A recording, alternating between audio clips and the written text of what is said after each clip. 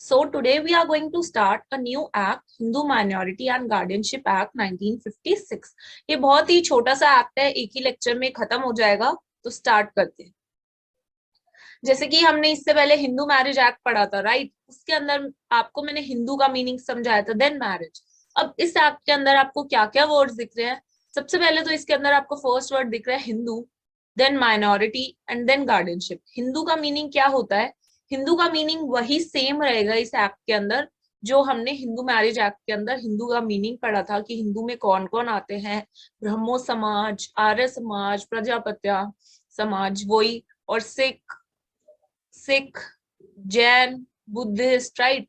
मुस्लिम, Jews, Parsi, Christians जो है वो नहीं होते हिंदू। तो definition of Hindu is same, इसलिए I am not repeating that again in this lecture. आप उस लेक्चर में देख सकते हो हिंदू की डेफिनेशन, राइट? उसके बाद आता है मिनॉरिटी, यानी कि माइनर्स। ये एक्ट किस पे अप्लाई होता है? जो माइनर्स होते हैं। तो who are minors? Can anybody tell me who are minors? Who are below 18 years. Right, जिनकी एज बिलो 18 होती है, right? And the third word is guardianship. Guardian कौन होता है? गार्डियंस कौन होते हैं? A person who is responsible for the care of the minor or his property. Yes, जो माइनर का ध्यान रखे, राइट? और उसकी प्रॉपर्टी का भी, ठीक है? तो इस एक्ट के लिए 3 डेफिनेशन ही इंपॉर्टेंट है। सबसे पहली तो आपकी माइनर की डेफिनेशन, देन आपकी गार्डियन की डेफिनेशन, देन हिंदू की डेफिनेशन। तो आपको पता ही होना चाहिए क्योंकि ये एक्ट स्पेसिफिकली किसकी बात कर रहा है? हिंदूज की बात कर रहा है। तो हिंदूज की डिफाइन मैं आपको ऑलरेडी डिटेल्ड बता चुकी हूँ, राइट? कोई कंफ्यूजन अभी तक? हिंदू की डिफाइन यू ऑलरेडी नो ना क्या होती है? Okay, can you tell me Harshna and Yamini, any one of you who is a Hindu?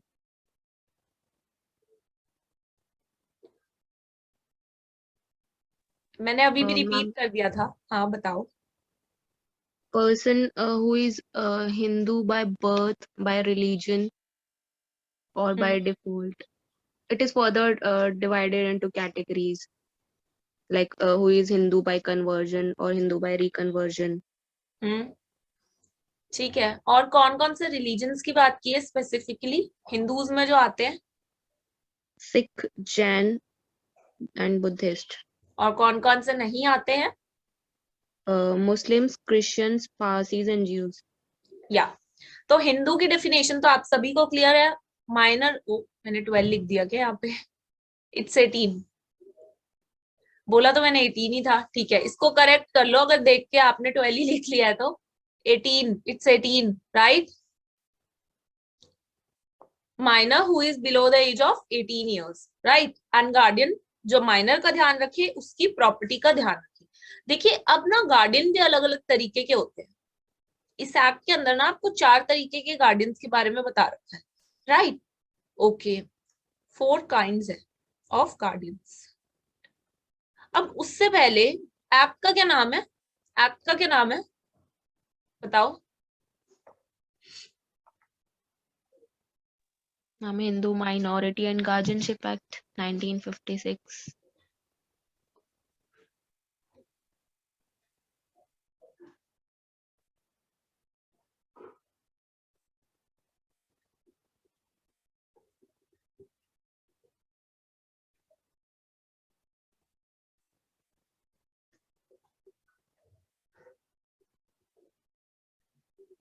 ठीक है, तो 1956 से पहले भी कोई ऐसा एक्ट था क्या जो बात करता था गार्डियनशिप की? Court of Wards Act. Garden and ward act, right? 1890, ये इससे पहले था, राइट? अब इसका क्या रोल है ये भी हम आगे देखेंगे, और भी रोल है इस एक्ट का, सिर्फ इतना नहीं है कि ये इससे पहले था, ठीक है?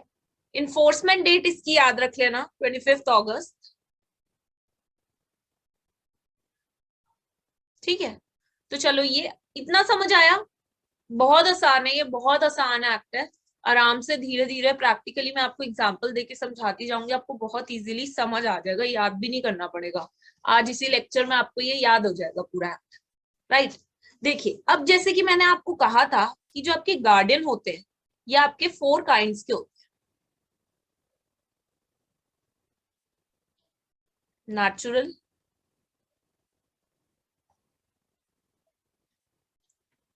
Testamentary, D jure and de facto. बता सकता है कोई मुझे इनका क्या मतलब है?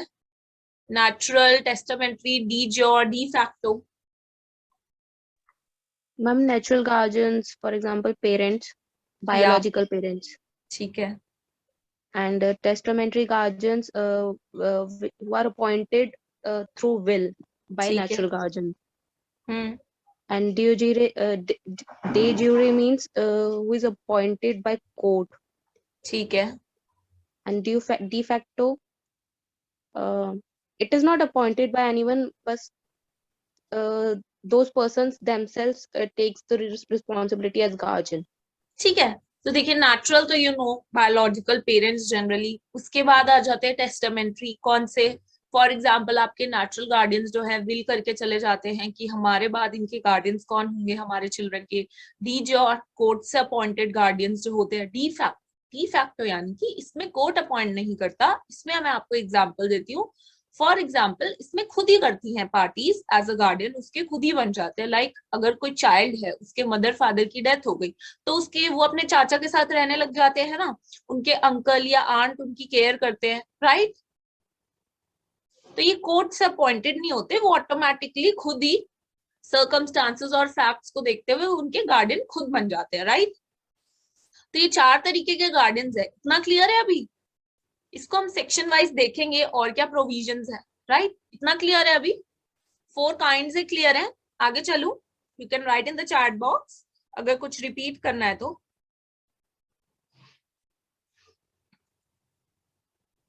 ओके आगे चलते हैं।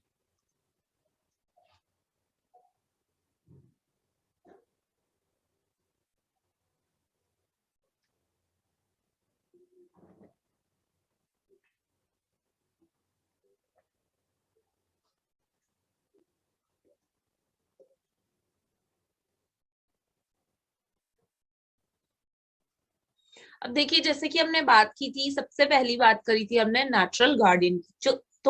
जो हिंदू माइनर होगा उस बच्चे का नेचुरल गार्डियन कौन होगा, ये हमें सेक्शन 6 बताता है। बट उससे पहले आप सोच रहोगे मैम सेक्शन 1 to 5 कहाँ गए? देखिए 1 to 5 जो है ना वो बहुत बेसिक है। 1 के अंदर आपको टाइटल एंड एक्सटेंड दे रखा है, फिर आगे 3 के अंदर आपको डेफिनेशंस दे रखी हैं, राइट। 4 और 5 के अंदर जैसे कि मैंने आपको बताया guardianship, guardian and ward act था, वो अभी भी एप्लीकेबल है। तो वही सारी बेसिक चीजें हैं जो मैं आपको ऑलरेडी पढ़ा चुकी हूँ। पढ़ना आपने इस एक्ट को सेक्शन 6 है। 1 to 5 बेसिक चीजें थी जो आपको पता होना चाहिए, राइट। उसके अंदर से जैसे मैंने आपको डिफाइन कराई माइनर की, गार्डियन की, हिंदू की, राइट। मैंने आपको बताया guardian and ward act 1860 sorry 1890, और उसके बाद टाइटल एंड एक्सटेंड सेक्शन 1 में दे रखा है। अदर देन दैट कुछ भी नहीं है उसके अंदर। अब चलते हैं सेक्शन 6 पे। यहाँ से आपका इंपॉर्टेंट पार्ट स्टार्ट होता है, राइट। देखिए natural guardian of Hindu minor, ये ऑलरेडी स्पेसिफाइड है, स्पेसिफिकली बता रखा है कि हिंदू माइनर के नेचुरल गार्डियन कौन होंगे, राइट। तो सबसे पहला जो लेजिटिमेट चाइल्ड है, जो लेजिटिमेट चाइल्ड है उसके बारे में बता रखा है। तो जो लेजिटिमेट चाइल्ड होगा उसके पहले नेचुरल गार्डियन होंगे उसके फादर, एंड उसके फादर के बाद फर्स्ट नेचुरल गार्डियन इस लेजिटिमेट चाइल्ड के होंगे फादर, एंड फादर के बाद आफ्टर हिम मदर, ठीक है। तो पहले नंबर पे फादर होंगे और फादर के बाद उनकी मदर होंगी। इतनी सी बात क्लियर? तो ये हमने बात की है लेजिटिमेट माइनर चाइल्ड की, राइट। अब देखिए यहां पर एक वर्ड यूज किया गया है आफ्टर हिम। आफ्टर हिम का क्या मतलब है? आफ्टर हिम का क्या मतलब है? In absence of. राइट, सिर्फ ये डेथ की बात नहीं कर रहा, ये एब्सेंस की भी बात कर रहा है, ठीक है।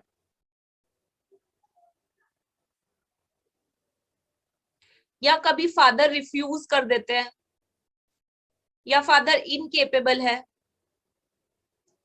तो उन सारे सर्कमस्टांसेस की भी बात कर रहा है। आफ्टर हिम डजंट मीन कि after the death of the father, it includes all these circumstances also.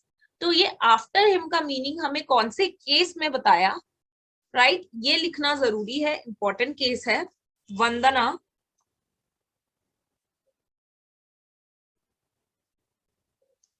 Shiva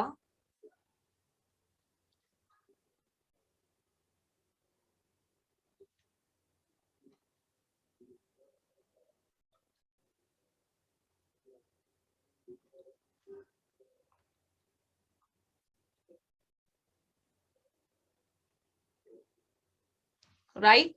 तो इस केस में इस आफ्टर हिम को इंटरप्रेट किया था और कहा था कि आफ्टर हिम का मतलब सिर्फ और सिर्फ डेथ नहीं है, आफ्टर हिम का मतलब है in the absence of father, या उन सर्कमस्टांसेस में अगर फादर रिफ्यूज कर देते हैं या फादर इनकेपेबल है, तब भी ऑटोमेटिकली सेकंड जो नेचुरल गार्डियन है मदर, उनका रोल आ जाएगा। इतनी सी बात क्लियर है?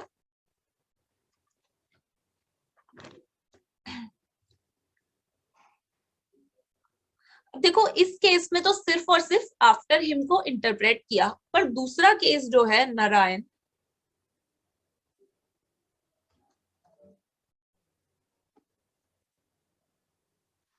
वर्सेस सपूर्णा,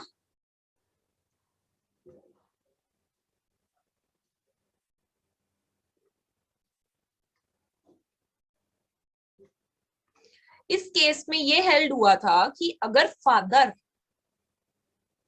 रिफ्यूज कर दे, इनकेपेबल है, तो ऑटोमेटिकली नेचुरल गार्डियन कौन बन जाएगी, बताइए। मदर। ठीक है, तो ऊपर वाले केस में सिर्फ और सिर्फ इस आफ्टर हिम को इंटरप्रेट किया था, पर इस नीचे वाले केस में कहा गया कि अगर फादर रिफ्यूज कर दे और इनकेपेबल है तो इसके बाद क्या होगा, तो इसके बाद ऑटोमेटिकली जो मदर है वो नेचुरल गार्डियन बन जाएंगी। इन्हें कि अब ये नेचुरल गार्डियन बन गए, इस बात से कोर्ट का ऑर्डर लेने की कोई जरूरत नहीं है, ठीक है, क्योंकि ऑलरेडी सेक्शन 6 में लिख रखा है कि नेचुरल गार्डियन है।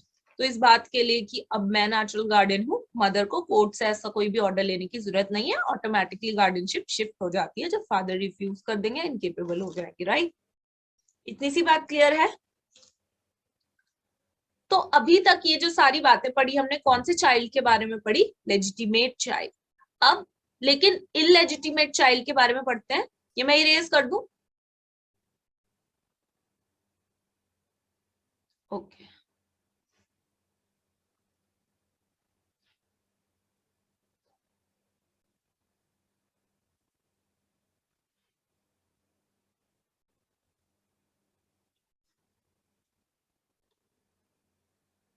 अगर हम इलेजिटिमेट चाइल्ड के बारे में पढ़ें तो इलेजिटिमेट चाइल्ड के केस में नेचुरल गार्डियन कौन होगा?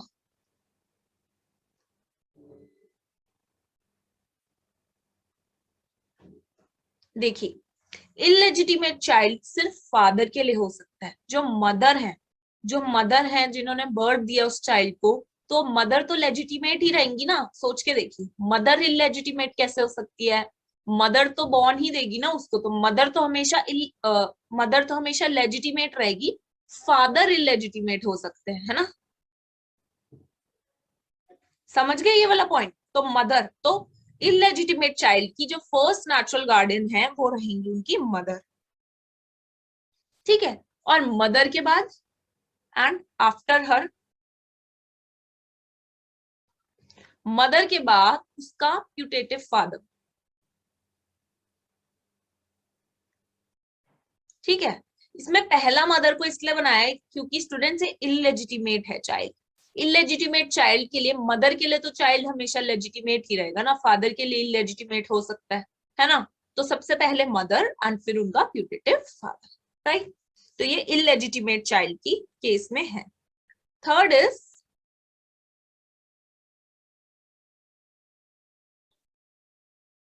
माइनर, एक माइनर लड़की जो कि मैरिड है, minor women who is married, उनके नेचुरल गार्डियन कौन होते हैं? सोचिए जरा। husband. ठीक है,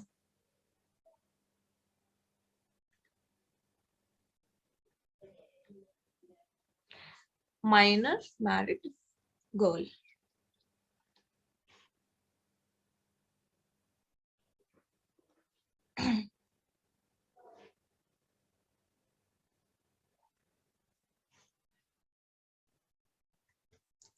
तो ये तीन केस समझ आए आपको, लेजिटिमेट, इलेजिटिमेट और माइनर मैरिड गर्ल के बारे में इसके अंदर बताया गया है, राइट? क्लियर? कोई डाउट्स है तो you can write in the chat box, I am reading the chat.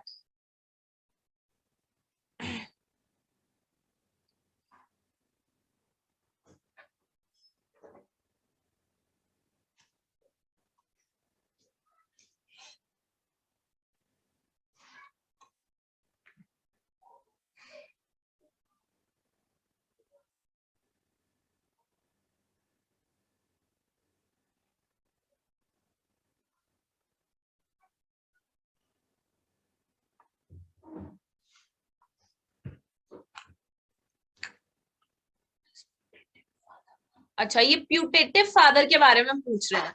देखिए मैं इसको फिर से समझाती हूँ आपको।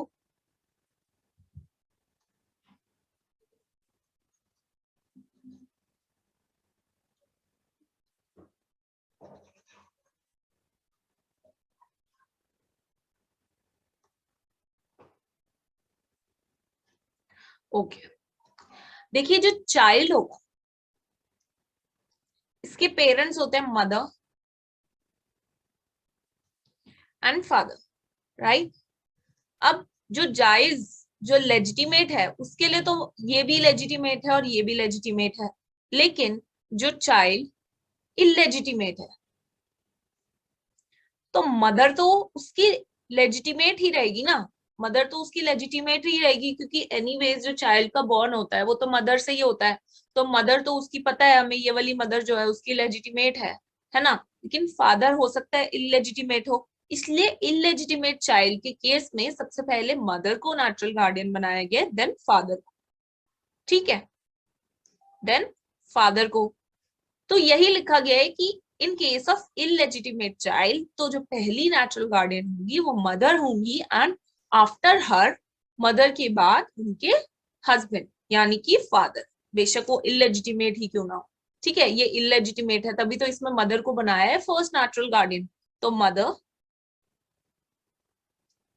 And after her father. तो यही प्यूटेटिव फादर का मतलब है, यानी कि इसके लेजिटिमेट फादर नहीं है, ठीक है, मदर लेजिटिमेट है लेकिन फादर नहीं है, तो तभी तो इलेजिटिमेट चाइल्ड है ना वो, समझो बात की, समझ आ गया? ठीक है, अब आगे चलते हैं।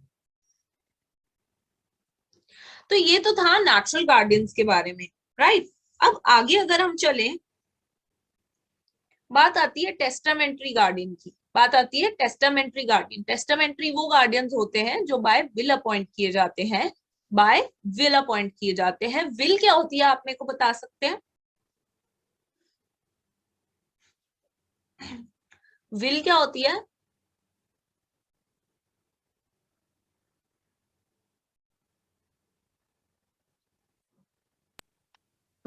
Ma'am, it is a testamentary document by which a person who wishes to dispose of his property after his death. ठीक है, देखिए विल अगर मैं आपको बताऊं, आपने मूवीज वगैरह में देखा होगा ना, डेथ से पहले एक डॉक्यूमेंट बना के जाते हैं जिसके अंदर अपनी विशेष को लिख जाते हैं वो, है ना, कि आफ्टर माय डेथ ये चीजें होंगी, है ना? तो विल भी इसी तरीके का है। देखो मैं आपको डायग्राम से समझाती हूँ। ये है हस्बैंड, ये है इनकी वाइफ, और ये है इनके सन, राइट? अब ये इनका लेजिटिमेट सन है ना? तो लेजिटिमेट सन की केस में सबसे पहले गार्डियन कौन होंगे? उसके फादर, है ना, और फादर के बाद इसकी मदर, है ना, यही पढ़ा है ना अभी हमने अंडर सेक्शन 6, यही तो पढ़ा है ना। चलिए देखिए, अब हो जाती है हस्बैंड की डेथ। ठीक, अब हस्बैंड अपने मरने से पहले एक विल बना के गए हैं कि अभी तक तो मैं हूं अपने बच्चे का नेचुरल गार्डियन, लेकिन मेरी डेथ के बाद मेरे बच्चे को कौन संभालेगा? एक्स संभालेगा। लेकिन हमने अंडर सेक्शन 6 क्या पढ़ा था कि भाई सबसे पहले फादर होते हैं और फादर के बाद होती है वाइफ, यानी कि मदर। फर्स्ट गार्डियन होते हैं father and after father mother. लेकिन इसके अंदर तो हस्बैंड विल करके चले गए अपने बाद, पहले तो हस्बैंड ही थे, उसके बाद वो विल करके चले गए कि भाई एक्स जो होगा गार्डियन होगा मेरे सन का। तो बताइए अब एक्स उसको संभालेगा या उसकी मदर ही उसकी गार्डियन होंगी? बताइए। mother. Mom, mother. पर यहाँ तो हमने कहा है कि टेस्टिमेंट्री गार्डियंस भी होते हैं, ये कब वर्क करेगा? एक्स कब Mom, वर्क it will करेगा? remain effective till the mother's death, provided mother has also not appointed another testamentary guardian. ठीक है, it will not come to effect. ठीक है, देखिए अभी हस्बैंड है, हस्बैंड इनके नेचुरल गार्डियन थे, हस्बैंड की डेथ हुई, हस्बैंड अपनी विल करके चले गए, लेकिन अभी वाइफ है ना। अंडर सेक्शन 6 हमें ये कहा गया था कि फादर होंगे, आफ्टर हिम मदर होंगे। ठीक है, तो फादर इसके बाद ये एक्स नहीं इफेक्ट में आएगा अभी, क्योंकि अभी मदर इज अलाइव, तो मदर नेचुरल गार्डियन बन जाएगी। अब देखिए मदर की भी डेथ हो गई और मदर अपनी विल करके चली जाती है कि मेरी डेथ के बाद मेरे सन को ये वाई पर्सन संभालेगा, है ना। अब बताइए एक्स होगा ना इसका गार्डियन या वाई होगा? Why? Why? क्यों? Because now mother's testamentary guardian will prevail over father's. ठीक है, तो लास्ट विल जो होगी ना, दोनों में से किसी की भी लास्ट विल जो होगी ना वो प्रिवेल करेगी। ठीक है, लेकिन लास्ट विल किसकी थी? मदर की, तो वाई जो है उसका गार्डियन बनेगा। लेकिन अगर ऐसा हो जाता कि मदर की डेथ हो गई पर मदर ने कोई अपॉइंट ही नहीं किया, टेस्टामेंट्री विल से अपॉइंट ही नहीं किया हुआ, तो फिर क्या होगा? तो फिर कौन गार्डियन बन जाएगा? X. इस केस में एक्स हो जाएगा। तो ये तो सिंपल सी चीज है, समझ में आ गई ना? Yes, ma'am. ठीक है, तो दूसरी बात, अगर इन्होंने चलो अपनी विल तो कर रखी है इस फादर ने, बट ये अलाइव है, तो क्या ये टेस्टामेंट्री जो है टेस्टामेंट्री गार्डियन जो है ये इफेक्ट में आएंगे? No. ठीक है, तो जब तक नेचुरल गार्डियंस अलाइव है तब तक testamentary guardians can not work, right. और जिसकी लास्ट विल होगी वो प्रिवेल करेगी, राइट। इतनी सी बात समझ में आई? ओके, आगे चलते हैं। डीजे और गार्डियंस।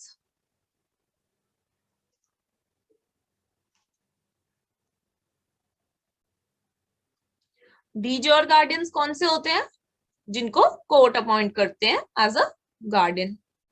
अब इनके पास कौन सी पावर्स होती हैं? क्या पावर्स होती है इनके पास? इनके पास वो सारी पावर्स होती हैं जो एक नेचुरल गार्डियन के पास होती है। ठीक है, नेचुरल गार्डियन के पास जैसी पावर्स होती है वैसी ही सेम पावर्स डीज और गार्डियंस के पास भी होती हैं। और नेचुरल गार्डियंस के पास कौन सी पावर होती है? देखिए, नेचुरल गार्डियन जो है चाइल्ड की भी केयर के लिए रिस्पॉन्सिबल होते हैं और उनकी प्रॉपर्टी के लिए भी। अब मैंने कहा कि डीजे और गार्डियंस के पास वही सेम पावर्स होती हैं जो नेचुरल गार्डियंस के पास होती है, यानी कि डीजे और गार्डियंस भी for the care of the child and for his property दोनों पे संभाल सकते हैं, राइट। लेकिन अगर हम बात करें डी फैक्टो की, तो इनको तो कोर्ट ने अपॉइंट ही नहीं किया एज अ गार्डियन, ये तो खुद ही बन गए हैं। तो डी फैक्टो जो गार्डियंस होते हैं इनके पास माइनर की केयर करने के लिए, माइनर्स की तो केयर कर सकते हैं लेकिन उनकी प्रॉपर्टी पे कोई भी अधिकार नहीं होता डी फैक्टो गार्डियंस का, राइट। ये इंपॉर्टेंट पॉइंट है, ये याद है, right. They cannot deal with the property of the minors, they can only take care of the minors de facto के केस में, राइट। इतनी सी बात समझ आई? ओके, कोई डाउट है तो चैट बॉक्स में लिख दीजिए, अदरवाइज आगे चलते हैं। डी फैक्टो मैं ऑलरेडी आपको एक्सप्लेन कर चुकी हूँ। डी फैक्टो गार्डियंस कौन होते हैं? जिनको कोर्ट अपॉइंट नहीं करते, वो सर्कमस्टांसेस और फैक्ट के हिसाब से अपने आप बन जाते हैं गार्डियंस माइनर की। फॉर एग्जाम्पल कोई चाइल्ड है, उसके मदर फादर की डेथ हो गई है, तो उस केस में उनके मामा या चाचा अंकल आंट जो है उनकी केयर करने लग जाते हैं, वो बन जाते हैं उनके डी फैक्टो गार्डियन। पर वो केयर कर रहे हैं, दैट डजंट मीन वो डी फैक्टो बन गए हैं, खुद से बने हैं वो, पर उनकी प्रॉपर्टी के साथ, माइनर की प्रॉपर्टी के साथ कोई भी अधिकार नहीं है डी फैक्टो गार्डियंस का। राइट? इतनी सी बात क्लियर है?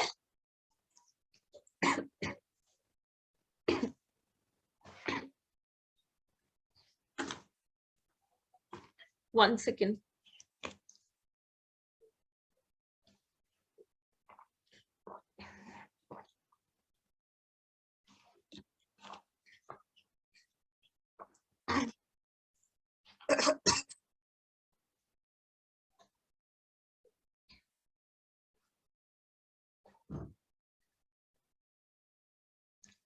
ओके, अब देखो, मैंने अभी अभी आपको बताया था नेचुरल गार्डियन कौन होते हैं एक लेजिटिमेट चाइल्ड के। फादर, एंड फादर के बाद मदर, है ना? अब मैं एक क्वेश्चन ड्रॉ कर रही हूँ, एक चार्ट ड्रॉ करूंगी, उसके अंदर आप मुझे बताएंगे कि कौन होंगे उस चाइल्ड के नेचुरल गार्डियंस। राइट? ठीक है, हस्बैंड है,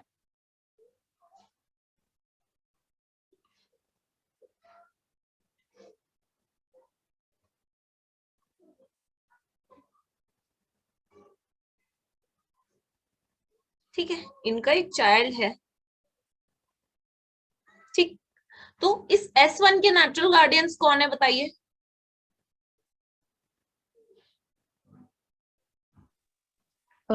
Husband.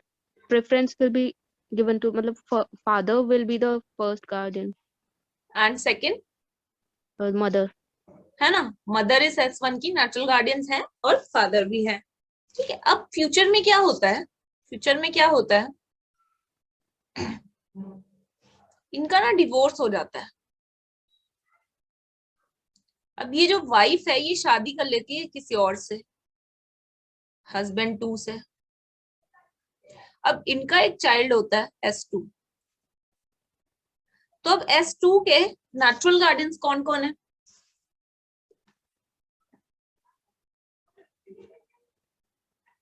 बताइए।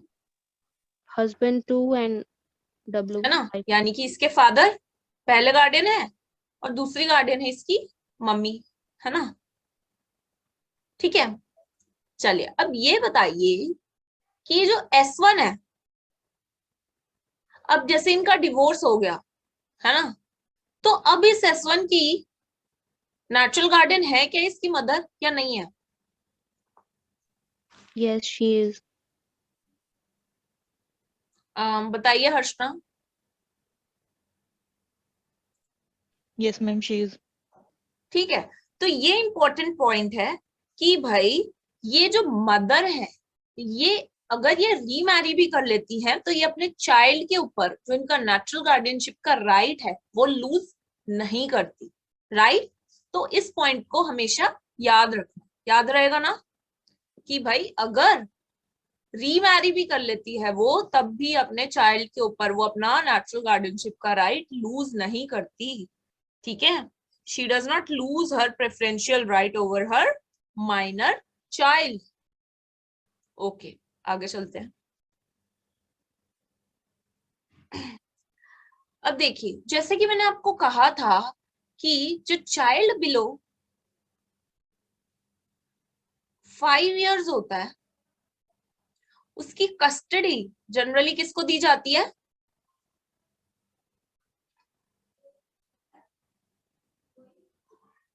बताइए किसको दी जाती है? Mother. है ना, मदर को दी जाती है। लेकिन चाइल्ड का जो वेलफेयर है, चाइल्ड का जो वेलफेयर है वो फर्स्ट प्रायोरिटी रहता है कोर्ट की। तो अगर इस चाइल्ड के वेलफेयर से रिलेटेड बात है, ठीक है, the court is not satisfied कि जो वुमेन है, इनकी मदर है, इसकी प्रॉपरली मेंटेन इसको नहीं कर पाएंगी, राइट, तो वो इस चाइल्ड की कस्टडी उसके फादर को भी दे सकते हैं irrespective of the age of the child, right. तो ये बात कौन से केस में डिक्लेयर हुई थी?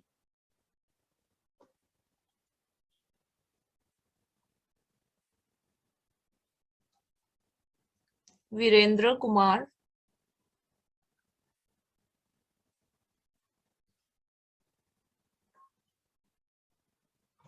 क्लियर? देखिए अंडर सेक्शन 6 ना लिखा हुआ है कि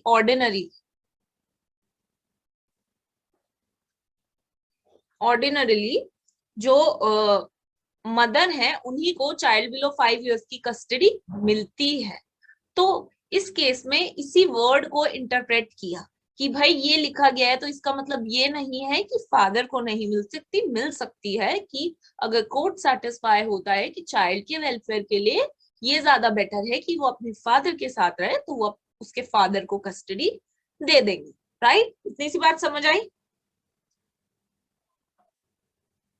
अब यहाँ पे आपने पर मेरे से एक क्वेश्चन नहीं पूछा, जनरली स्टूडेंट्स का ये क्वेश्चन रहता है कि जैसे कि मैंने आपको अंडर सेक्शन 6 बताया कि जो चाइल्ड होता है उसके नेचुरल गार्डियंस होते हैं, सबसे पहले उसके फादर होते हैं, है ना, उसके फादर के बाद उनकी मदर आती है, वहां ये लिखा है।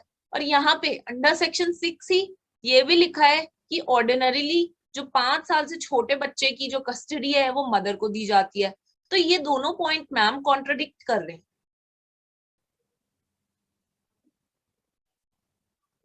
जनरली ये क्वेश्चंस होता है, ये क्वेश्चंस होते हैं, है ना। अब आपको भी कंफ्यूजन हो रही होगी ना,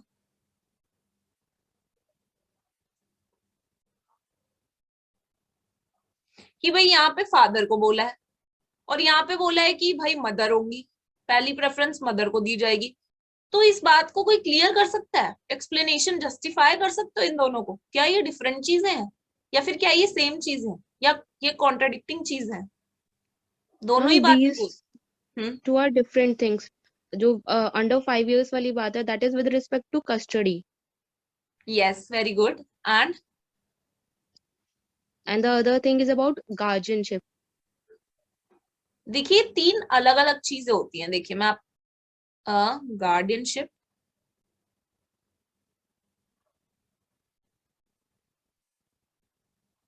नेचुरल गार्डियन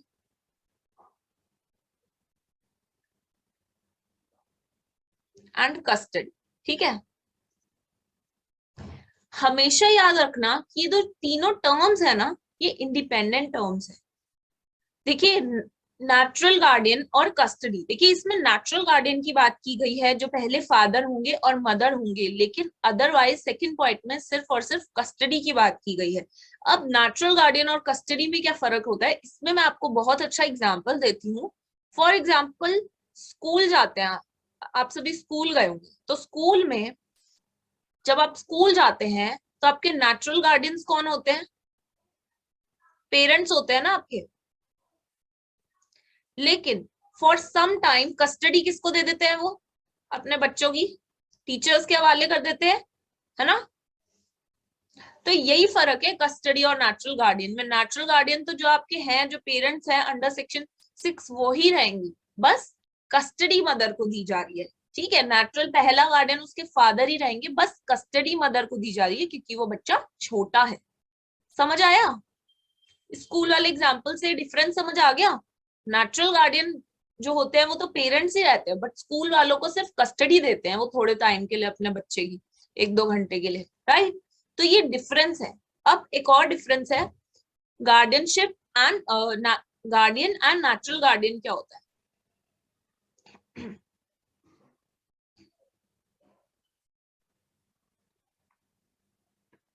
देखिए जैसे कि मैंने आपको बताया, फॉर एग्जाम्पल ये कोई बच्चा है, ये कोई लेजिटिमेट चाइल्ड है, तो इसके नेचुरल गार्डियन कौन होंगे? इसके फादर होंगे सबसे पहले, उसके बाद इसकी मदर होंगी, ठीक है। अब इन दोनों की डेथ हो जाती है तो कोर्ट इस बच्चे के लिए क्या अपॉइंट कर देगी? गार्डियन, ठीक है। पर वो गार्डियन होंगे वो नेचुरल गार्डियन नहीं होंगे, नेचुरल गार्डियन उनके फादर एंड मदर ही थे और वो ही रहेंगे।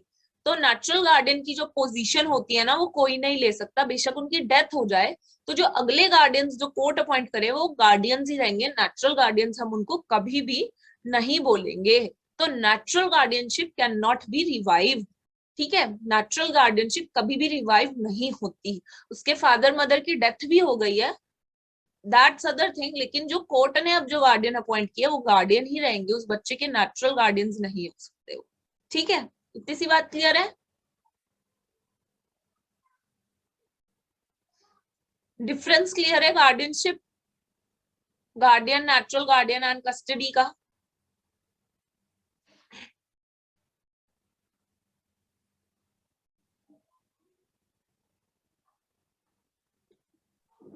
क्लियर है तो चैट में ओके लिखिए, फिर आगे चलते हैं। Right? Ma'am, yes. ma'am, in case of if a child is below the age of 5 years, mother will be the mother will have the custody, but father will always be a natural guardian, right? Okay. ma'am. जैसे मैंने आपको school का example दिया ना कि natural guardianship and custody दोनों अलग अलग चीज है, राइट? दोनों इंडिपेंडेंट टर्म्स है, इसको मिक्स नहीं करिए। राइट? देखिए कई बार ऐसा होता है, इसमें तो मदर को कस्टडी दी है, कई बार ऐसा होता है कि नेचुरल गार्डियन कौन बोले कि फादर है नेचुरल गार्डियन या मदर है नेचुरल गार्डियन, है ना? कई बार ऐसा होता है फादर भी निकम्मा होता है और मदर भी निकम्मी होती है। इस केस में बेशक ये नेचुरल गार्डियंस हैं, लेकिन बच्चे की कस्टडी कई बार जो है वो रिलेटिव्स को भी दे देते हैं। ठीक है, क्योंकि बेशक ये नेचुरल गार्डियन तो है पर दोनों ही निकम्मे हैं, दोनों ही जो वेलफेयर ऑफ द चाइल्ड है उसके लिए नहीं अच्छा, तो हो सकता है उनके रिलेटिव्स को कस्टडी दे दे, ग्रैंडफादर, ग्रैंड मदर या किसी भी रिलेटिव को। राइट? अब समझ आया कस्टडी का मतलब? ओके Ma'am, चलो। Yes. ma'am, does the term natural guardian includes biological parents as well as the adoptive parents? Adoptive parents का सेक्शन 6 के अंदर नहीं है, अभी हम आगे देखें। राइट? Okay. सेक्शन 7 के अंदर उसका दे रखा है, बट अभी हम सेक्शन 6 को देख रहे हैं। राइट? इसके नेक्स्ट में जो है सेक्शन 7 जो है वो अडॉप्टेड की बात कर रहे हैं। राइट? ओके आगे चलते हैं। देखिए अब लेजिटिमेट चाइल्ड का तो आपको अच्छे से याद रहेगा कि भाई पहले फादर होते हैं फिर मदर होती है। इलेजिटिमेट चाइल्ड का भी आपको याद रहेगा, पहले मदर देन फादर। अब मैंने आपको बताया था माइनर मैरिड गर्ल, राइट? उसके केस में हस्बैंड उनके नेचुरल गार्डियन होते हैं। राइट? हस्बैंड उनके नेचुरल गार्डियन होते हैं। राइट? अब देखिए हस्बैंड के बाद अगर कोर्ट को फोर्स से अगर नहीं लग रहा कि उस गर्ल के वेलफेयर के लिए सही नहीं है कि वो अपने हस्बैंड के साथ रहे, तो उसके बाद उस गर्ल की गार्डियनशिप किसको सौंपेंगे? बताइए। Parents. ठीक है, उसके इन लॉज को भी दे सकते हैं या फिर उसके पेरेंट्स को भी दे सकते हैं। बट अगर ये गर्ल जो है ये डिनाई कर दी इनके साथ रहने के लिए, तो फिर इस गर्ल को कहाँ भेजेंगे?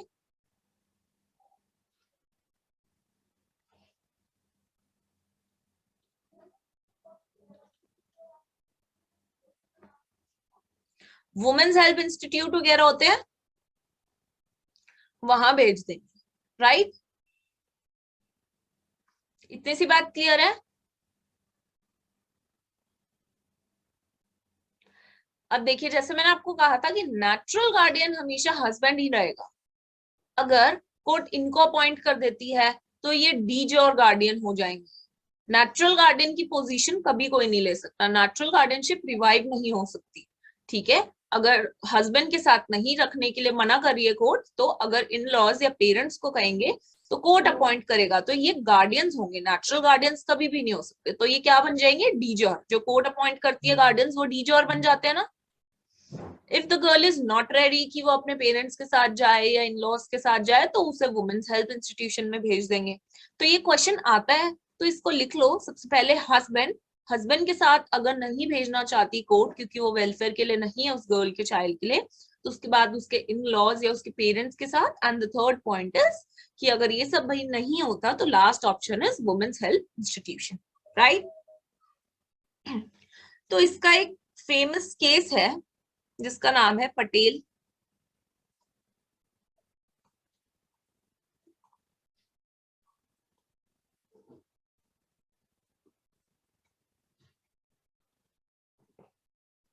ठीक है, अब इस केस का ये नाम है, बट आपको एग्जाम में कैसे देते हैं, आपको फैक्चुअल सिचुएशन दे देते हैं कि husband is not good enough कि वो उसकी केयर कर सके, राइट।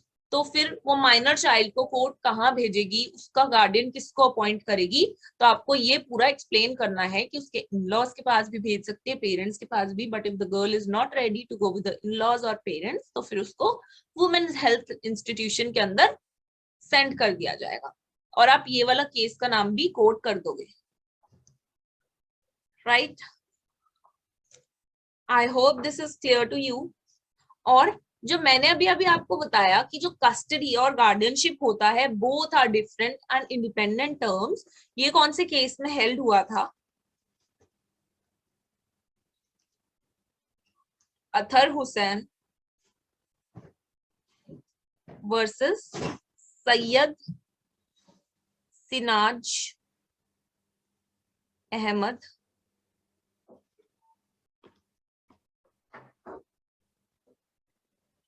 ठीक है, तो इस केस में हेल्ड हुआ था कि भाई ये जो कस्टडी एंड गार्डियनशिप है, both different and independent terms. Also जो अभी मैंने आपको बताया, keeping in mind about the welfare of the child, अगर फादर एंड मदर दोनों ही निकम्मे हैं तो इस केस में बेशक वो नेचुरल गार्डियंस है, लेकिन स्टिल कोर्ट उस बच्चे की कस्टडी उसके रिलेटिव्स को भी सौंप सकते हैं। ठीक है, कीपिंग इन माइंड। तो ये भी इस केस के अंदर हेल्ड हुआ था।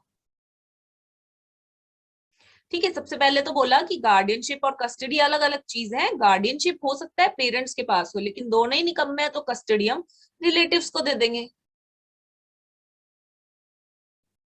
Keeping in mind about the child's welfare, custody of the child can be granted to his or her relatives। ठीक है, बहुत सिंपल सा और प्रैक्टिकल टाइप का ये ऐप है। आई होप समझ आ रहा हो, कोई भी कंफ्यूजन नहीं होगी, है ना।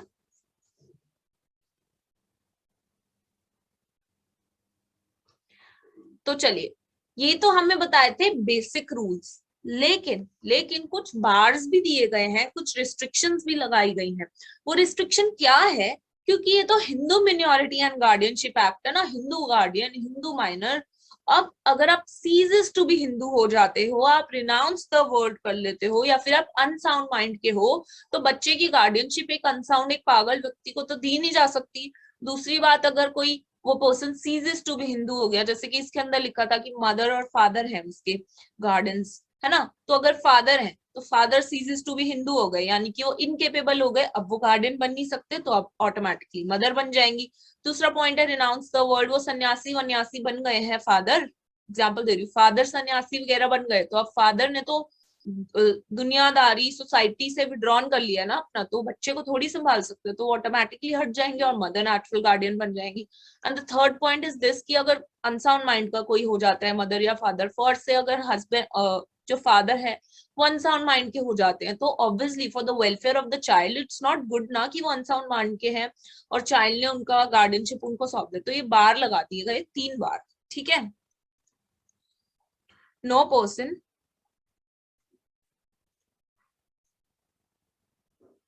shall be entitled to act as a natural guardian, कौन कौन सी कंडीशंस में? सबसे पहले तो सीजेस टू बी हिंदू हो जाते हैं, दूसरी बात रेनाउंस द वर्ल्ड कर लेते हैं, ठीक है, तीसरी बात अनसाउंड माइंड के हो जाते हैं, ठीक है।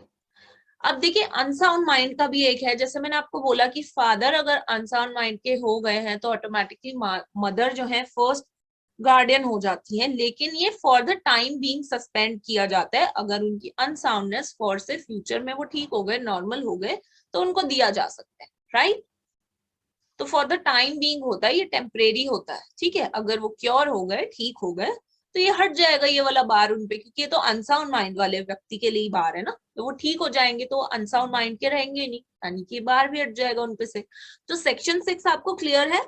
कोई भी डाउट है तो आप चैट बॉक्स में लिख सकते हो, अदरवाइज हम आगे चलते हैं।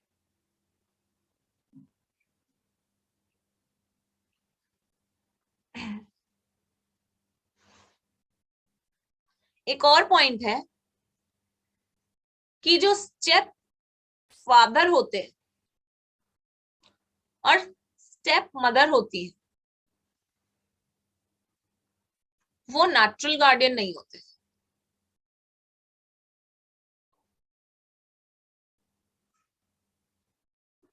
वो नेचुरल गार्डियन नहीं होते, ठीक। अब आगे चलते हैं।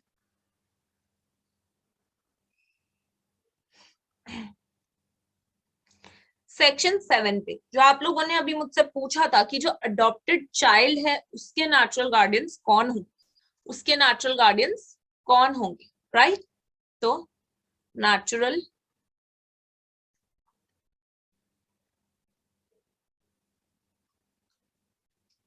अडॉप्टेड, देखिए इसमें सन लिखा है, बट सन का मतलब यही नहीं है लड़का, इसमें मेल फीमेल दोनों के बारे में बात की गई है, ठीक है। डॉटर को भी इसमें इंक्लूड किया गया है। इसमें देखिए नेचुरल गार्डियंस कौन होंगे, अगर अडॉप्टेड है वो बच्चा, तो उस केस में नेचुरल गार्डियंस होंगे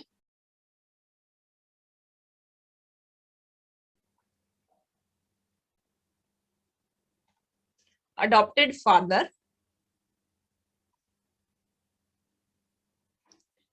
and after him adopted mother।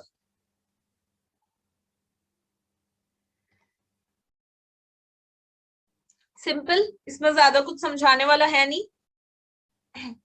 बस सेक्शन 7 में यही दिया गया है कि अडॉप्टेड जो बच्चा है उसके कौन से होंगे, तो अडॉप्टेड पिता और फिर अडॉप्टेड मदर, सिंपल सी बात है। अगर आगे चले सेक्शन 8 के अंदर, तो सेक्शन 8 के अंदर पावर बता रखी है नेचुरल गार्डियंस की, पावर बता रखी है नेचुरल गार्डियंस की।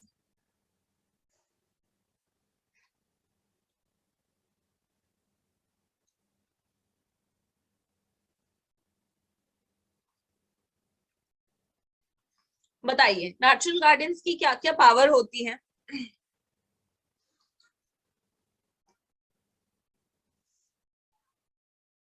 देखिए ये नेचुरल गार्डियंस जो है हर वो काम कर सकते हैं जो चाइल्ड के लिए नेसेसरी है, जो उसके वेलफेयर के लिए रीजनेबल है, ठीक है, और जो माइनर के बेनिफिट के लिए है।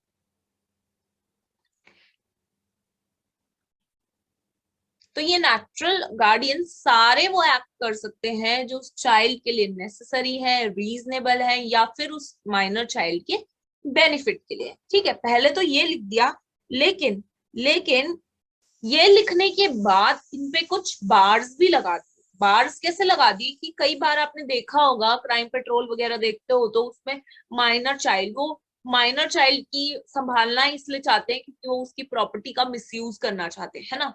ताकि इस तरीके की चीजें ना हो, तो इस सेक्शन में पहले तो ये लिख दिया कि नेसेसरी, बेनिफिट या रीजनेबल चीज के लिए सारे एक्ट कर सकते हो, राइट। लेकिन बार लगा दिए, ठीक है। बार क्या लगा दिए,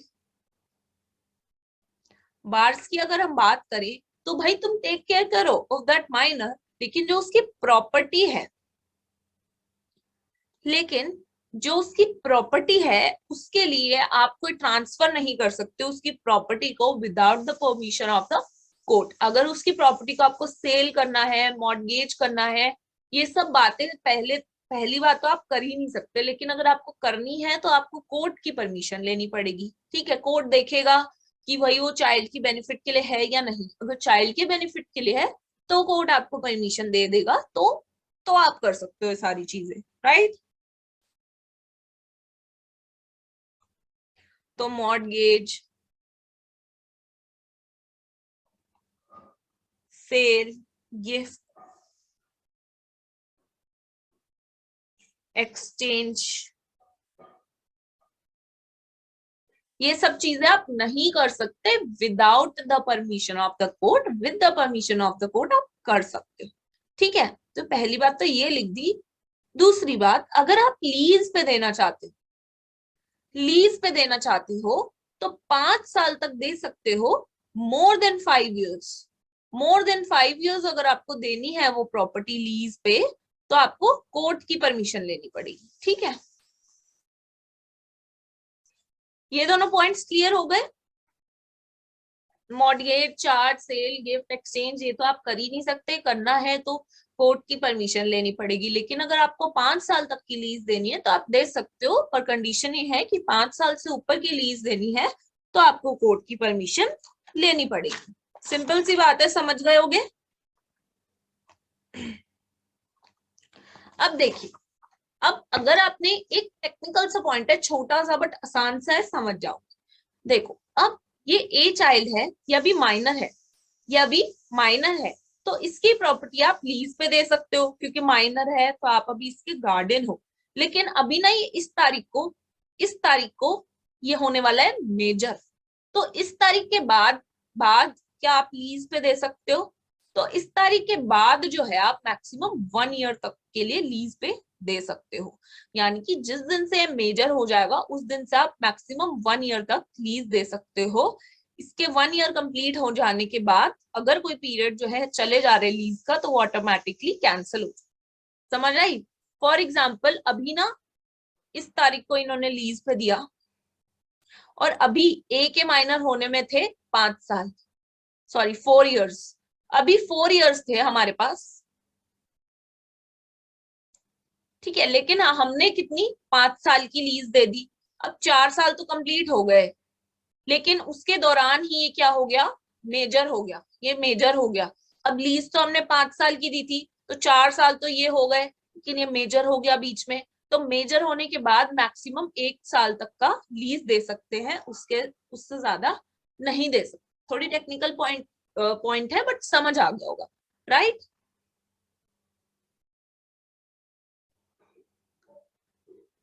समझ आ गया? समझ आ गया तो चैट में ओके लिखिए, आगे चलते हैं।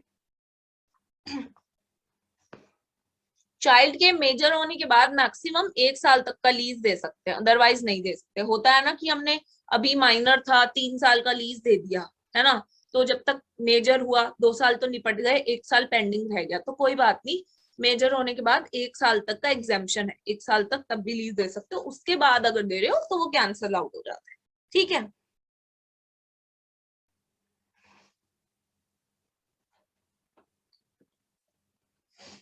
देखो ये तो मैंने आपको ऑलरेडी बता दिया था कि भाई कोर्ट की परमिशन के बाद ही जो नेचुरल गार्डियंस हैं वो उसकी प्रॉपर्टी को सेल, गिफ्ट वगैरह कर सकते हैं, वो भी उसके बेनिफिट के लिए। लेकिन अगर बड़े होने के बाद, मेजर होने के बाद वो चाइल्ड उसको वॉइड डिक्लेयर करवाना चाहे तो वो करवा सकता है। किस ग्राउंड पे? कि भाई उसकी प्रॉपर्टी का मिसयूज वगैरह किया गया है by the natural guardians, right. तो अगर वो माइनर जो है जब वो मेजर होता है तो उसको कैंसल आउट करा सकता है।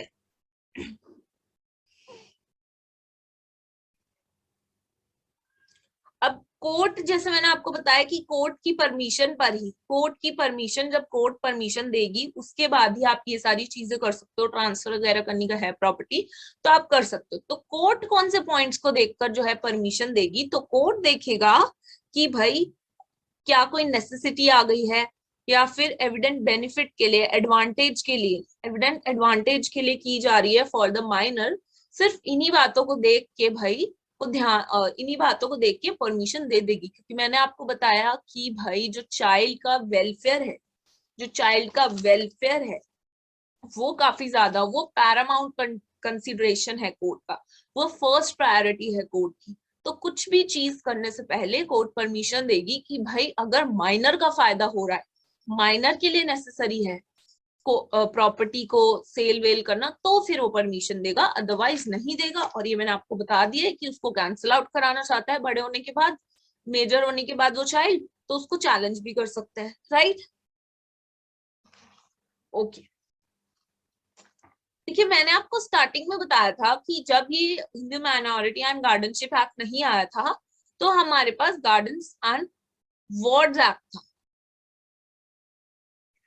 तो देखिए इसके अंदर मैंने आपको ये तो बताया कि कोर्ट से आपको परमिशन लेनी पड़ेगी, ये होगा वो होगा, लेकिन उसका प्रोसीजर नहीं बताया है ना, कि कहाँ आप एप्लीकेशन लगाओगे, कौन से सेक्शन में लगाओगे।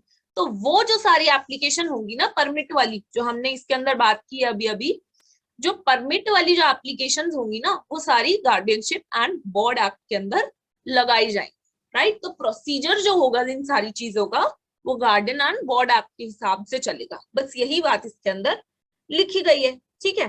अब देखिए आप किसी के नेचुरल गार्डियन है, ये ए नेचुरल गार्डियन है इस बी का, बी का है चाइल्ड है।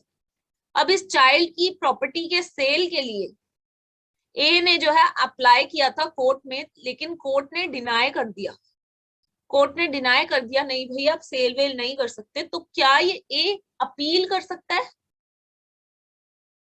अपील कर सकता है, क्योंकि कोर्ट ने डिनाई कर दिया, तो हाँ अपील कर सकता है, अपील शैल लाई, राइट। अगर कोर्ट ने डिनाई कर दिया है तो अपील का प्रोविजन है नेचुरल गार्डियन के पास, ठीक है। अब देखिए मैंने आपको ये बता दिया कि एप्लीकेशन देकर परमिशन लेंगे आप कोर्ट की, तभी आप सेल वेल करा सकते हो, और एप्लीकेशन का प्रोसीजर रहेगा गार्डियन एंड बोर्ड एक्ट के हिसाब से, है ना। आपने एप्लीकेशन लगाई, कोर्ट ने डिनाई कर दी, तो आप अपील भी कर सकते हैं, लेकिन आप ये एप्लीकेशन लगाओगे कहाँ, अपील आप करोगे कहाँ? तो ये कौन से कोर्ट में करोगे? जहां पे वो प्रॉपर्टी, जहां पे वो इमूवेबल प्रॉपर्टी जो है वो सिचुएट करती है, ठीक है, वो सिचुएट करती है या फिर उसका एनी पोर्शन सिचुएट करता है, ठीक है। फॉर एग्जाम्पल आधा इसके अंदर है इस एरिया में, आधा इस एरिया में, तो दोनों में से कहीं पे भी आप कर सकते हो जहां पे भी उस प्रॉपर्टी का पोर्शन लाया करता है। तो ये कुछ सिंपल सी बात है, राइट, इतनी टेक्निकल नहीं थी ये सारी एंड की बातें इस सेक्शन के अंदर जो हमें बताई गई, राइट। अगर क्लियर है तो ओके लिखिए, आगे चलते हैं।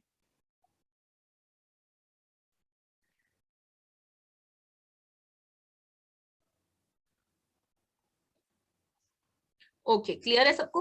देखिए सेक्शन 9 पे चलते हैं, अब सेक्शन 9 पे चलते हैं। सेक्शन 6 के अंदर हमने देखा कि नेचुरल गार्डियंस क्या होते हैं, राइट। सेक्शन 7 में देखा कि हमने अडॉप्टेड जो चाइल्ड होता है उसके नेचुरल गार्डियंस क्या होते हैं। अब ये नेचुरल गार्डियन की बात कर रहे थे, तो 8 में हमने नेचुरल गार्डियन के पावर्स भी देख लिए और बार्स भी देख लिए, राइट। अब सेक्शन 9 पे हम दूसरे तरीके के गार्डियंस के पास आते हैं, जो कि हमारे थे टेस्टिमेंट्री गार्डियंस, है ना। टेस्टिमेंट्री गार्डियंस कौन से? जो हमने विल से अपॉइंट किए थे, जो हमने विल से अपॉइंट किए थे, राइट। अब टेस्टामेंट्री गार्डियंस कौन होते हैं? जैसे कि मैं आपको ऑलरेडी बता चुकी हूँ, सेक्शन 9 मैंने आपको बहुत ही सिंप्लीफाइड फॉर्म में बताया था, राइट। देखिए नेचुरल गार्डियंस जो लेजिटिमेट चाइल्ड होता है, इलेजिटिमेट चाइल्ड होता है, और फिर विडो माइनर की बात की थी, है ना। तो इसी तरीके से इसके अंदर बताया है कि भाई पहले कोई लेजिटिमेट चाइल्ड है तो उसके फादर होंगे, मदर होगी, और टेस्टिमेंट्री जो गार्डियन है वो कौन अपॉइंट कर सकते हैं? फादर भी कर सकते हैं और मदर भी कर सकते हैं, और जिनका लास्ट में जो विल होगा वो प्रिवेल करेगा। ये मैं आपको ऑलरेडी स्टार्टिंग में समझा चुकी हूँ ना। तो वही सारी सेम बातें सेक्शन नंबर 9 के अंदर लिखी हैं, ठीक है। ओके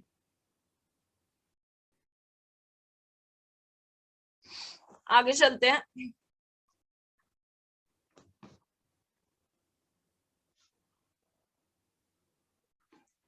ओके देखो मैंने आपको सारी बातें तो समझा दी थी, एक डायग्राम बना के फिर से समझा दी थी, पर इसमें एक पॉइंट है जो मैं आपसे एक क्वेश्चन पूछना चाहूंगी। उस क्वेश्चन में क्योंकि स्टूडेंट्स को फंसाया जाता है, मतलब थोड़ा सा कंफ्यूज करने की कोशिश की जाती है। मैंने आपको डायग्राम से समझाया था ना, फॉर एग्जाम्पल ये मदर है, ये फादर है, ये मदर है, और इनका सन है S1।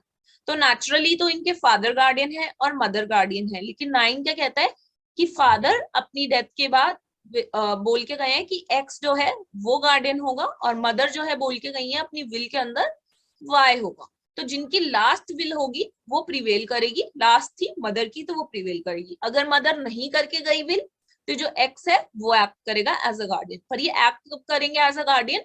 जब नेचुरल गार्डियंस की डेथ हो गई है उसके बाद ये एग्जिस्टेंस में आएंगे टेस्टामेंटरी गार्डियंस, राइट। तो ये सिंपल बात हो गई। लेकिन फॉर एग्जांपल अब ये जो X है,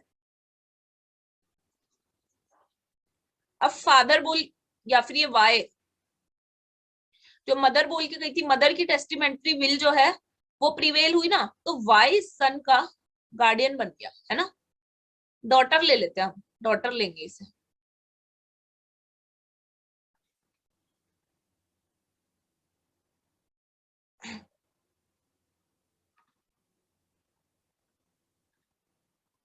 ओहो,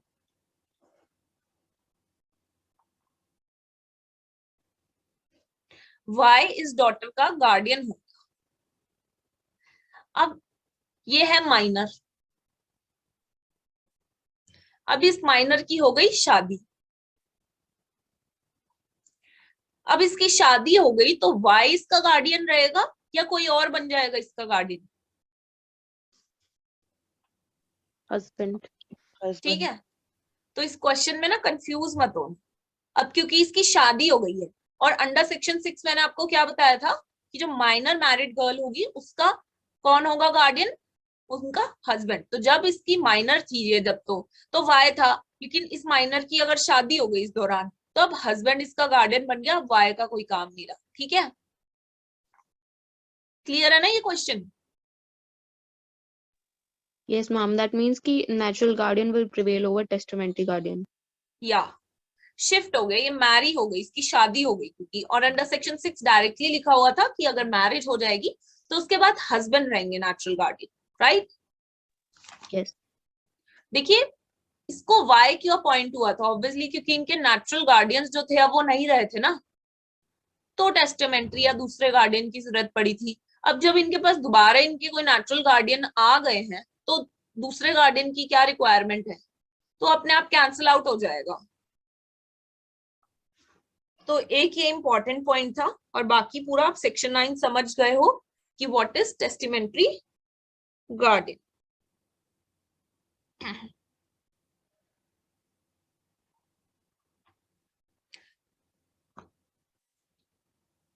ओके, ठीक है।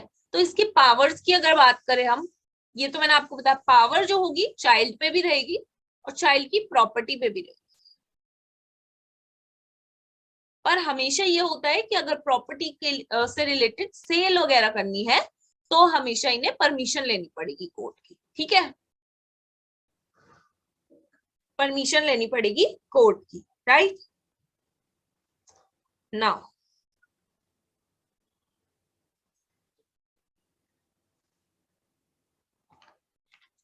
देखो, अब एक एग्जांपल दे रही हूँ। सेक्शन 10 एक सिंपल सी बात बोलता है कि भाई एक माइनर दूसरे माइनर की प्रॉपर्टी के लिए गार्डियन नहीं हो सकता। ठीक है, फॉर एग्जाम्पल ये था हस्बैंड, ये थी इनकी वाइफ, इनके थे 2 बच्चे, सन 1 सन 2, और दोनों के दोनों ही माइनर है। ठीक है,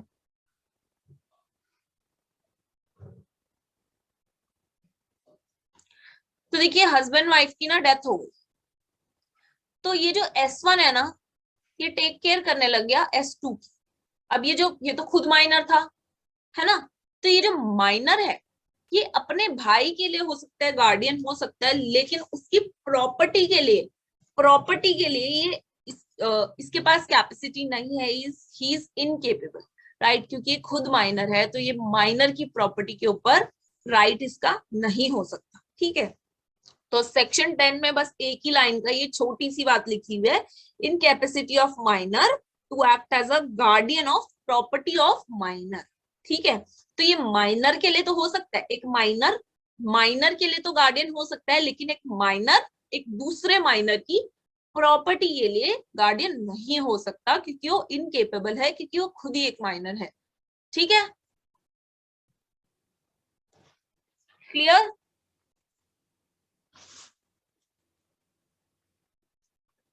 आगे चलते हैं।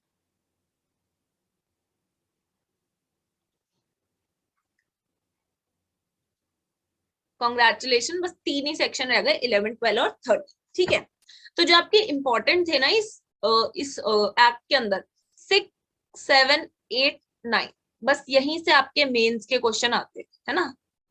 और बाकी सारे तो बेसिक हैं, बस थोड़ी आपको नॉलेज होनी चाहिए, पर मेंस के लिए जो आपको पढ़ना है वो 6, 7, 8 और 9। ठीक है, अब देखिए सेक्शन 11 बात करता है डी फैक्टो गार्डियन की।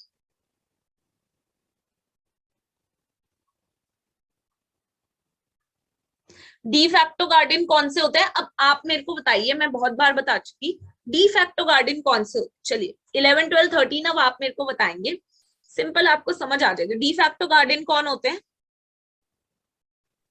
हम जो भी आपने जैसे रिसेंट एग्जांपल दिया था, S1 became guardian of his brother, तो he was a de facto guardian. और कोई एग्जांपल दीजिए डी फैक्टो गार्डियन, मैंने क्या समझाया था आपको, प्रैक्टिकलाइज। जैसे आपने एग्जाम्पल दिया था कि अगर पेरेंट्स की डेथ हो जाती है तो चाचा चाची या कोई भी other relative can be a de facto guardian. अब देखिए, अब ये डी फैक्टो है, खुद ही बन गए हैं, तो इनका क्या प्रॉपर्टी पे कोई राइट होगा? No. No ma'am. If they want to deal with the property of minor, तो इनको क्या करना पड़ेगा? हैव टू कोर्ट्स की परमिशन हो, है ना। सबसे पहले तो एज अ डीज और गार्डियन खुद को कोर्ट से एज अ गार्डियन अपॉइंट कराना पड़ेगा उन बच्चों के लिए, है ना। तो सबसे पहले तो डीज और गार्डियन बनिए आप, है ना। कोर्ट आपको गार्डियन अपॉइंट कर दे उन चाइल्ड का, है ना। उसके बाद भी फिर आपके पास राइट आएगा उनकी प्रॉपर्टी के साथ डील करने का, लेकिन डील करने का राइट आ गया, केयर करने का राइट आ गया उनकी प्रॉपर्टी का, दैट डजंट मीन आप उनकी प्रॉपर्टी को डिस्पोज कर दो। आपके पास आप डीज और गार्डियन बन गए, लेकिन अभी भी आपके उनको प्रॉपर्टी को सेल करना है, कुछ भी करना है, तो आपको कोर्ट की परमिशन ही लेनी पड़ेगी, क्योंकि मैंने आपको बताया था डीज और गार्डियन के पास कौन सी पावर्स होती है, जो नेचुरल गार्डियंस के पास होती है ना। और नेचुरल गार्डियंस की पावर हमने पढ़ी थी सेक्शन नंबर 8 के अंदर, और उसके अंदर भी नेचुरल गार्डियंस पे भी बार लगाया गया था ना, कि वो अगर उन्हें सेल करनी है, गिफ्ट करनी है प्रॉपर्टी, तो उन्हें परमिशन लेनी पड़ेगी कोर्ट की। तो ऐसा ही डीज और गार्डियन के अंदर है। अब डी फैक्टो गार्डियन तो ये खुद ही बन गए ना, तो पहले तो कोर्ट के अंदर आके अपने गार्डियन बनो लीगली उन बच्चों के, है ना। तो सबसे पहली बात तो अपने आप को कन्वर्ट कराओ डीज और गार्डियन में, उसके बाद तुम्हारे पास राइट आएगा उनकी प्रॉपर्टी से डील करने का। लेकिन उसके बाद भी तुम्हारे पास बार है कि आप तुम खुद से नहीं कर सकते सेल वगैरह, हाँ केयर करो उनकी प्रॉपर्टी की, मेंटेन वगैरह करो, लेकिन अगर तुम्हें सेल करनी है, गिफ्ट करनी है, वो तुम नहीं कर सकते, परमिशन लेनी पड़ेगी कोर्ट। ठीक है, इतनी सी बात क्लियर है?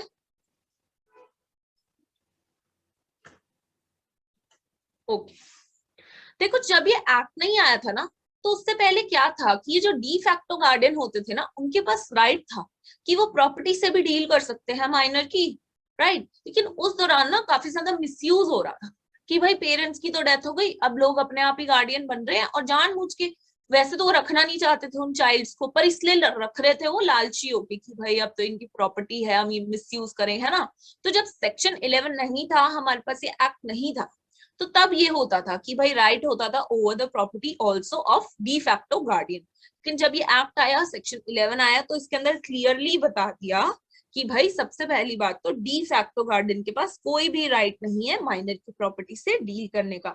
लेकिन still if they want to deal with the property of the minor, उनको सबसे पहले डीज और गार्डियन बनना पड़ेगा, और डीज और गार्डियन बनने के बाद भी अगर प्रॉपर्टी डिस्पोज करनी है तो कोर्ट की परमिशन लेनी पड़ेगी। ठीक है, तो सेक्शन 11 से पहले ना एक हनुमान प्रसाद केस आया था।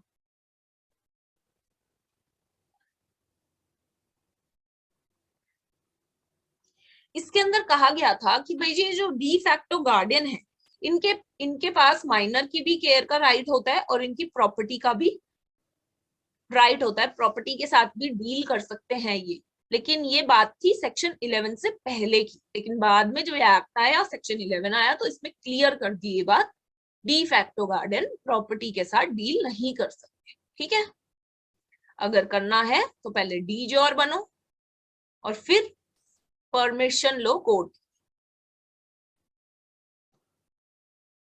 इतनी सी बात क्लियर है?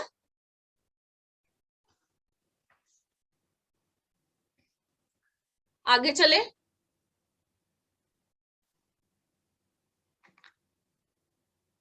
आगे चले 12 पे। मैम ये वाला जो केस है ये 1956 से पहले का है? हाँ जी, इससे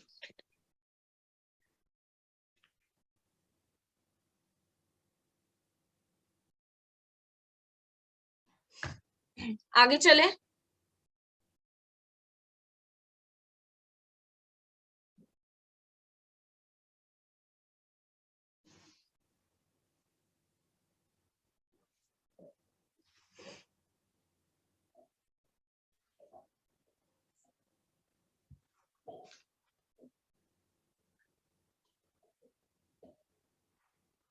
चलिए, तो सेक्शन 12 पे चलते हैं।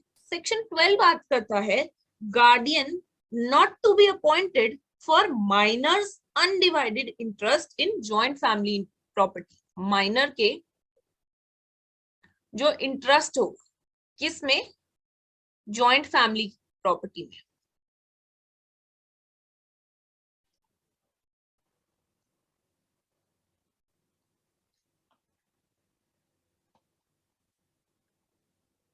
उसके लिए गार्डियन नहीं अपॉइंट कर सकते।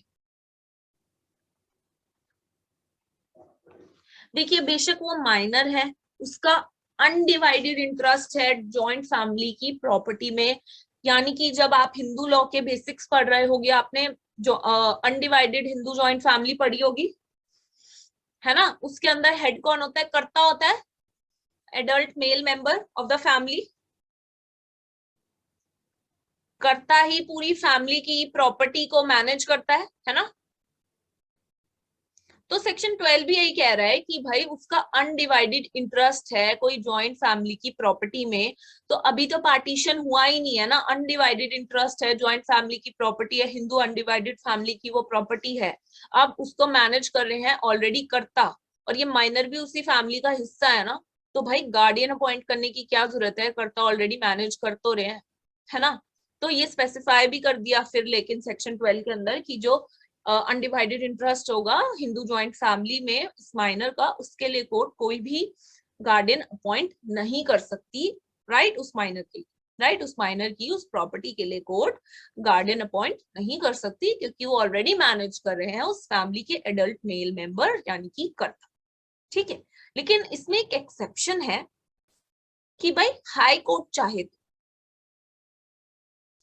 वैसे तो ये जनरल रूल है सारे कोर्ट्स के लिए कि नहीं कर सकता, लेकिन हाई कोर्ट को एक प्रोवाइजो डाल रखा है और कह रखा है कि अगर हाई कोर्ट अपॉइंट करना चाहता है गार्डियन इस माइनर की हिस्से के लिए वाली प्रॉपर्टी के लिए, तो माइनर के लिए हाई कोर्ट जो है गार्डियन अपॉइंट कर सकते हैं।